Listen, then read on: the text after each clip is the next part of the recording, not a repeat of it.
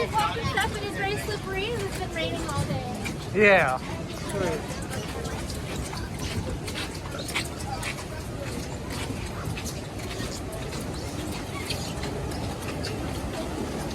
Oh, hope we don't get splashed right here. If we get splashed right here, there's... we went there.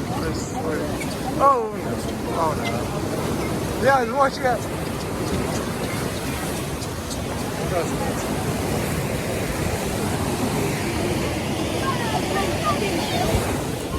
Alrighty friends, well, welcome to our tour, our inside book tour. Right now we're going to be walking behind the scenes, so it's really important that we sit together close as a group because there are working vehicles that do need to pass in some of those areas. So once we pass this gate, we'll be on a little street. We're just going to make sure we're all sitting really closely together. We're going to have the opportunity most likely to talk to our veterinary scout, but because we still have a really long line, we're going to just keep it to a few questions at a time. So if you need to think of a question, use that time now to think about maybe a question you might want to ask the veterinary scout or ask them for.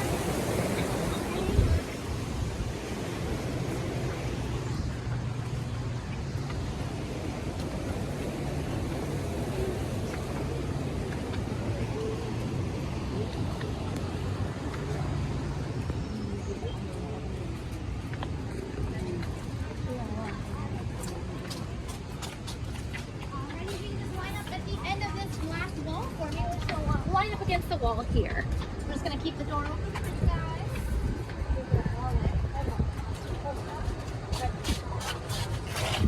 Alrighty, so we're going to be heading to our rescue center. Our rescue center opened in 1965. You guys can come follow me. That was a year after our park opened in 1964. So we've been running for quite a few years now. And we've rescued over 40,000 animals during our time. We're going to work with local, state, and federal governments to make sure that our rescue center is running the way it needs to. We're also going to be working with the HANA, Association of Zoos and Aquariums, the Marine and Mammal Park Alliance Group. So it's not just SeaWorld being like, oh, we like these animals, we're going to keep them. We're going to be working really closely with other, thank you so much. Wait 1 second to get myself set up here.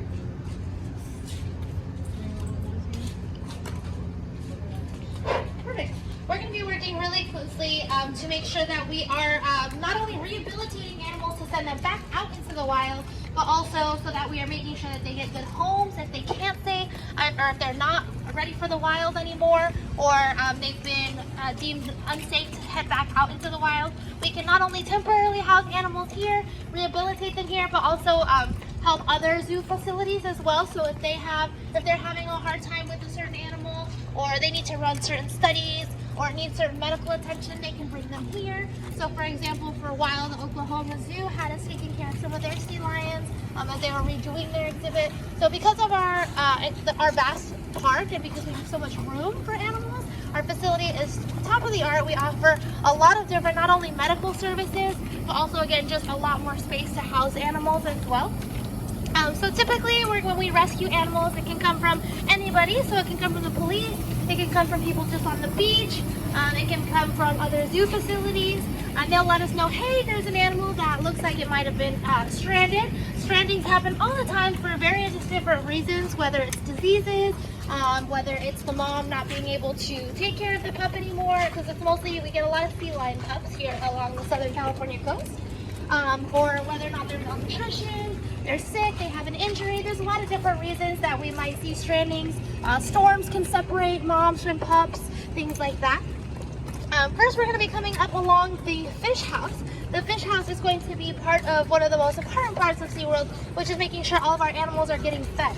So we are going to have a whole team where it's their job to come in each morning and make sure that all of our animals are getting the food that needs to be de-thawed out for the day, and that it's going to the proper areas in the park. So we're going to take a stop. You can kind of look inside if you'd like. So here it says, just like all along the board. So for example, today, herring, they had about 836 pounds of herring that was needed today. So that is really important. We want to make sure that all of our animals are getting properly fed. We want to keep them on really great diets. So keeping track of those numbers is really important too. All right, we're going to be walking through this way a little bit.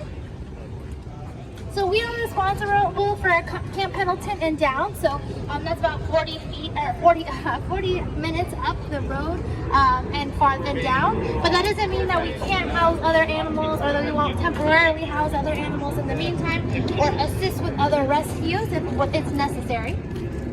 Hello. Hi there. So we're coming up on our veterinary hospital. How are you guys doing? Good. Good. I'm Dr. Schmidt. I've been a vet here for 22 years, quite a while. I was in small animal practice before that and then made the jump to the exotic or wildlife side, and this is my dream job, so I enjoy being here.